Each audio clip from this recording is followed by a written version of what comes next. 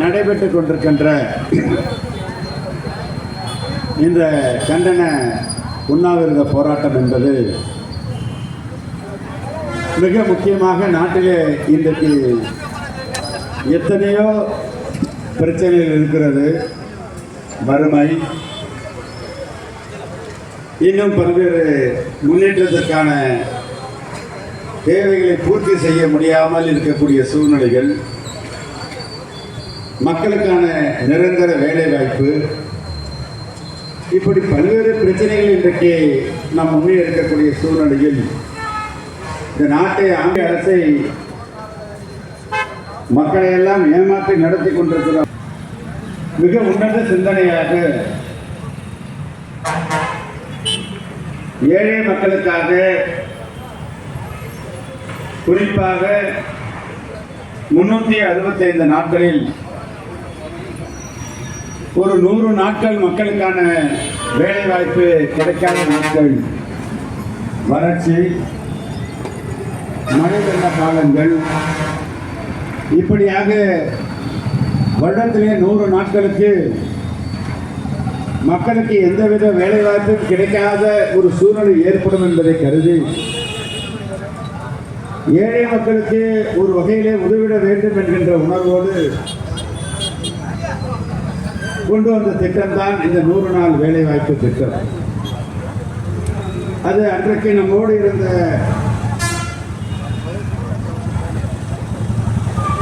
பொதுவுடைமை தோழர்கள் இதை இனமாக கொடுத்துவிடக் கூடாது, ஒரு வேலைவாய்ப்போடு செயல்படுத்த வேண்டும் என்ற கருத்தை நாடாளுமன்ற கூட்டுக்குழுவில் வைத்ததன் அடிப்படையில் அன்றைக்கு எடுத்த முடிவுதான் அது 100 நாள் வேலைவாய்ப்பு திட்டமாக அது செயல்படுத்தப்பட்டது. அப்படி கிராமப்புறத்தினுடைய மேம்பாட்டை செய்து கொள்வதற்காக ஒரு 100 நாட்களிலே அந்த வேலைவாய்ப்பை கொடுத்தோம் என்று சொன்னால் அது மக்களுக்கான ஒரு ஆதாரமாக இருக்கும் என்ற அடிப்படையில் உருவாக்கப்பட்ட திட்டத்திற்கு மகாத்மா காந்தியினுடைய பெயரை வைக்கப்பட்ட அந்த முயற்சி, அந்த செயல்பாடு இந்திய நாட்டில் மட்டுமல்ல உலக நாடுகளே வரவேற்கக்கூடிய திட்டமாக, அது பாராட்டக்கூடிய திட்டமாக அமைந்தது. இப்படி ஒரு அரசின் திட்டம் ஒருமித்த கருத்தோடு ஏற்றுக்கொள்ளப்பட்ட திட்டமாக கிராமப்புறத்தில் இருக்கிற மக்களுக்கு ஒரு வாழ்வாதாரத்தை உருவாக்கக்கூடிய திட்டத்திற்கு ஒரு சரியான பெயரை சூட்டிருக்கக்கூடிய அரசாக மதசார்பற்ற அரசுக்கு கிடைத்த பெயரை மாற்ற வேண்டும் என்கின்ற ஒற்றை நோக்கத்தோடு கடந்த 5 ஆண்டிலே அதை மாற்றிவிடலாம் என்று நினைத்து அவர்கள் தொடங்கிய அந்த முயற்சி முதலிலே இந்த 100 நாள் வேலையில அவர்கள் வைத்த சதி வேலை என்னவென்று சொன்னால், அந்த நிதி ஆதாரத்தை முழுமையாக மக்களுக்கு கொடுத்து விடக்கூடாது. காரணம் என்னவென்று சொன்னால், எங்களுடைய சட்டத்தில் உருவாக்கின்ற நேரத்தில் ஒரு தொகையை 100 நாட்கள் வேலை செய்பவர்களுக்கு கொடுக்க வேண்டும் என்று நாங்கள் தீர்மானித்த பொழுது ஒவ்வொரு 5 ஆண்டிலும் அந்த திட்டத்தினுடைய அந்த செயல்பாட்டிலே வழங்கப்படுகிற அந்த ஊதியத்தை ஒரு 5 ஆண்டுக்கு பிறகு மறு 5 ஆண்டிலே அந்த இரட்டையாக அவர்களுக்கு ஊதியமாக வழங்கப்பட வேண்டும் என்கின்ற கருத்தும் அந்த திட்டத்தில் இருந்தது. ஆனால் மோடி அரசு 2014 ஆட்சி பொறுப்புக்கு வந்ததற்கு பின்னால் முதலிலே அந்த சட்டத்தை நிறுத்திவிட்டு, அந்த ஊதிய உயர்வை நிறுத்திவிட்டு, அதற்கு பதிலாக அவர்கள் செய்த சூழ்ச்சி என்னவென்று சொன்னால், இந்த நிதியை நாம் வெறும் 100 நாட்களுக்கு மட்டும் பயன்படுத்த வேண்டாம், அந்த ஊதியத்தை நாம் வேறு பணிகளுக்கும் செயல்படுத்தலாம் என்று சொல்லி கல்வி நிலையங்கள் கட்டுவதற்கான அந்த பணிக்கான அந்த நிதியை அதில் ஒதுக்கீடு செய்வதற்கு தொடங்கினார்கள். படிப்படியாக சாலை மேம்பாடு செய்வதற்கும் கிராமப்புற சாலைகள் மேம்பாட்டிற்கு இந்த 100 நாள் நிதியினுடைய பணத்தை வேலைவாய்ப்பை பயன்படுத்திக் கொள்ளலாம் என்கின்ற சட்ட தளர்வுகளை உருவாக்கினார்கள். ஆகவே அந்த போன்ற சட்டத்தளர்வுகளை உருவாக்கி கடந்த 5 ஆண்டுகளே கிராமப்புறங்களிலே சாலை அமைக்கிறதுக்கான நிதியையும் கட்டடங்கள் கட்டுகிற நிதியையும் வழங்கி அதை மாற்றம் செய்தார்கள்.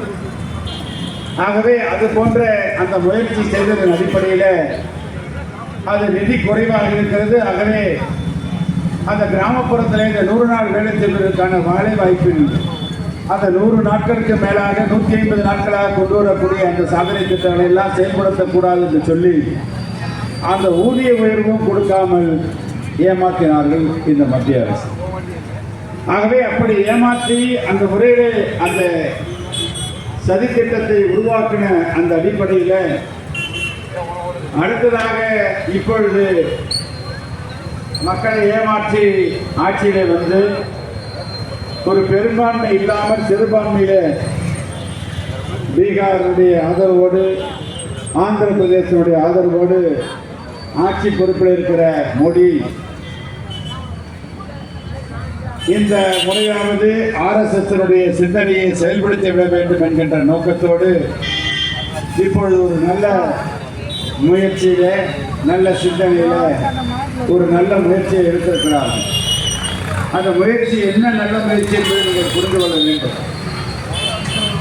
100 நாள் வேலைக்கு 90% நிதியினை ஒன்றிய அரசே வழங்குவதென மத்திய அரசு அன்றைக்கு நாங்கள் திட்டம் தீட்டி அதை முழுமையாக 90% நிதியிலே ஒன்றிய அரசு கிராமப்புறங்களுடைய பணிகளுக்காக மாநில அரசுக்கு தந்து 10% நிதி மட்டும் மாநில அரசு கொடுத்து இது முழுமையாக மக்களுக்கு சென்றடைய வேண்டும் என்ற நாங்கள் உருவாக்கிய அந்த திட்டத்தை இன்றைக்கு முதல் கட்டமாக 60% தான் ஒன்றிய அரசு வழங்கும் என்ற ஒரு சட்டத்தை உருவாக்கியிருக்கிறார்.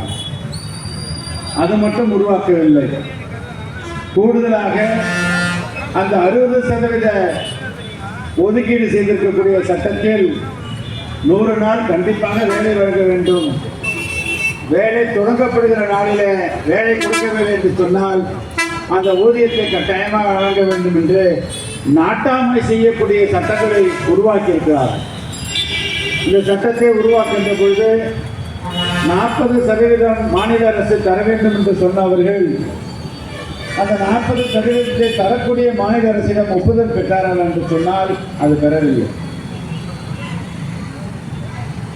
ஒரு அதிகார துஷ்பிரயோக சிந்தனையில அந்த பிக் பிரதர் நாட்டாண்மை சிந்தனையில அந்த சட்டத்தை நிறைவேற்ற வேண்டும் என்கின்ற அடிப்படையில் நிறைவேற்றியிருக்கிறார்களே தவிர அந்த 40% தரக்கூடிய மாநில அரசினுடைய ஒப்புதலையும் பெறவில்லை, அல்லது அவர்கள் வழங்குவதற்கான அந்த வாய்ப்பையும் உருவாக்கி தராமல் மிக மோசமான நிதி நிலையில ஒவ்வொரு மாநில அரசும் இன்றைக்கு மிக மோசமான நிலையில மாநில அரசு நடந்து கொண்டிருக்கிறது.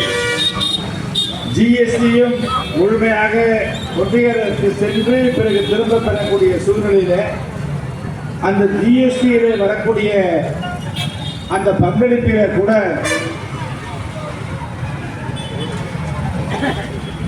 நார்த் ஈஸ்டுகள் குறிப்பாக மிகவும் பின்தங்கி இருக்கக்கூடிய வடகிழக்கு மாகாணங்களுக்கு இந்த நிதியை வழங்குவது நமது கட்டாயமாக இருந்தாலும் கூட அதிலே முன்னுரிமை கொடுப்பதாக சொல்லப்பட்டு எங்கெல்லாம் பாஜக மாநிலம் ஆட்சியை புரிகிறதோ அந்த மாநிலத்துக்கு நிதியை பிரித்து கொடுக்கக்கூடிய அந்த நாட்டாண்மை அரசியலை செய்து கொண்டிருக்கக்கூடிய ஒன்றிய அரசு உண்மையிலேயே பாதிக்கப்பட்ட மோசமாக இருக்கக்கூடிய மாநிலங்களை கவனத்திலே கொள்ளாமல் தமிழ்நாடு போன்ற மாநிலங்கள் முன்னேறியதாக அவர்கள் தன்னைத்தானே அறிவிப்பு கொடுத்து அந்த அடிப்படையிலே இந்த சட்டத்தை மாற்றுவதாக அவர்கள் நாடாளுமன்றத்திலே தெரிவித்திருக்கிறார். ஒரு நாடாளுமன்றத்திலே ஒரு சட்டத்தை நிறைவேற்ற வேண்டும் என்று சொன்னால் இது அவையில அந்த முழுமையான அனைத்து கட்சி பிரதிநிதிகளையும் பேச வைத்து அவர்கள் மூலமாக அந்த தீர்மானத்தை நிறைவேற்றிய பின்னால் தேவைப்பட்டால் ஜேபிசிக்கு அந்த சட்டத்தை கொண்டு வந்து அதற்கு பின்னால் தான் ஜனாதிபதி ஒப்புதலுக்கு செல்ல வேண்டும். ஆனால் பல்வேறு திட்டங்கள், மக்களுக்கு தேவையான திட்டங்களை நீங்கள் நாடாளுமன்றத்தில் பேச வாய்ப்பு கொடுக்கிறீர்கள் என்று சொன்னால் இரவு 2 மணி வரைக்கும் பேசுவதற்கு வாய்ப்பு அளிக்கிறார்கள். நாடாளுமன்றம் இத்தனாம் தேதி வரை நடைபெறும் என்று அறிவிக்கிறார்கள். இடையிலேயே நாடாளுமன்றத்தை குறுகிய காலத்தில் முடிப்பதாக தெரிவிக்கிறார்கள். ஒரே நாளிலே இரவு 2 மணி வரை நடத்தி இந்த சட்டத்தை நிறைவேற்றுகிறார். அப்படி என்று சொன்னால் இதனுடைய நோக்கத்தை நாம் புரிந்து கொள்ள வேண்டும். அது மட்டும் செய்யவில்லை. 5 நாளிலே நாடாளுமன்றம் முடிந்த 4வது நாள் மாலை ஜனாதிபதி இந்த திட்டத்திற்கு மகாத்மா காந்தி பெயரை மாற்றுவதற்கு உடனே ஒப்புதல் அளிக்கிறார் என்று சொன்னால் என்ன அரசியல் நடந்து கொண்டிருப்பதை நீங்கள் புரிந்து கொள்ள வேண்டும்.